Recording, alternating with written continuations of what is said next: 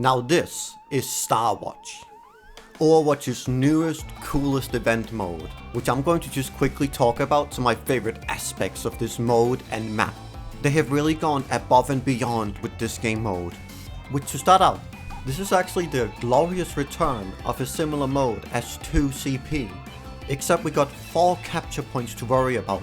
But something very cool is that what capture point is active at each stage is random. So every point has 2 different locations it can be at, depending on the stage. But these random capture points is just some of this mode. We also got these turrets for defenders, which something strange about them is the fact that you can actually heal them and buff them. And just for the fun of it, I have gone into the workshop and allowed heroes that normally aren't in the mode. So you can see different positive and negative effects happen to the turret quickly. Getting drowsy? Get into the field!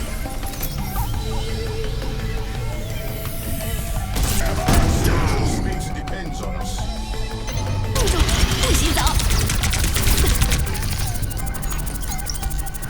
The next point is active. No one can hide from my sight.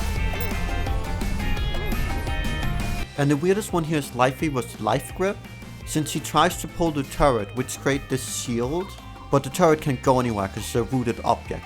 Overall, seeing this turret again is really interesting, because last time we saw it was in 2019 during the Rio demo, where it was part of the item system, which for what we know right now, has been scrapped. But maybe it has made its return. But here in Starwatch, they have the cool mechanic where they spawn in after a point is captured, which is likely done to slow down the attackers, so there's less of steamroll feel to this mode, since the capture points are placed so close to each other. And that's of course the help the defenders get. On the attacking side, you get this. You get a teammate bot of Doomfist, which you might think is just a regular bot, which he still plays like a dumb bot, except he's ready to do so many more actions than just go to the objective, which gives me the feeling this is actually them showing off the teammate bots, which you're probably able to use in the PvE to replace real players, in case you want a makeshift solo experience. Which that about it what I can say about this bot, because he's still just a Doomfist. But then we of course also got the gameplay things that are good for both teams,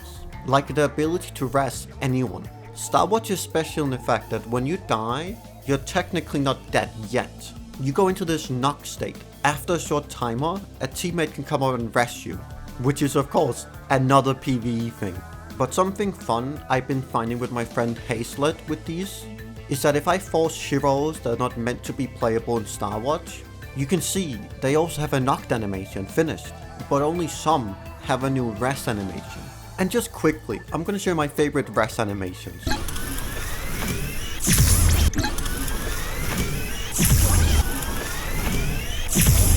And for some reason Ramatra and Lifeweaver have no knocked animation, but they're gonna have them when PV is actually out.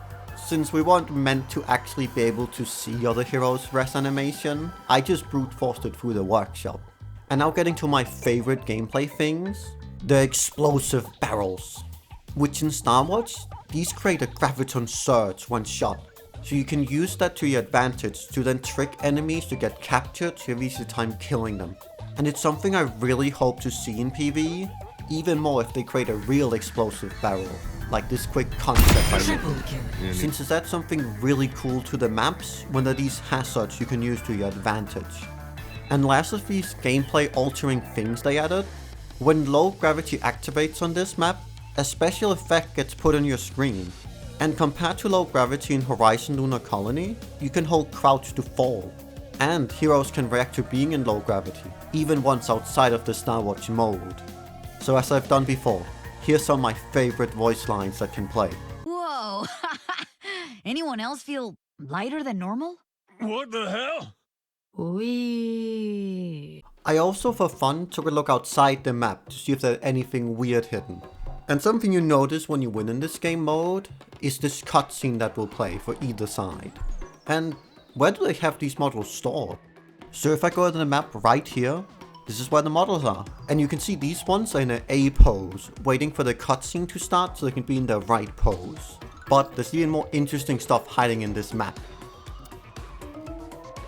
Taking a look in this room that's blocked off in the attacker spawn room, You can see they didn't redo this area of the map, because you're not going to be able to see it. But it's in total darkness. You can see the same also happened with Winston's room and Hammond's room.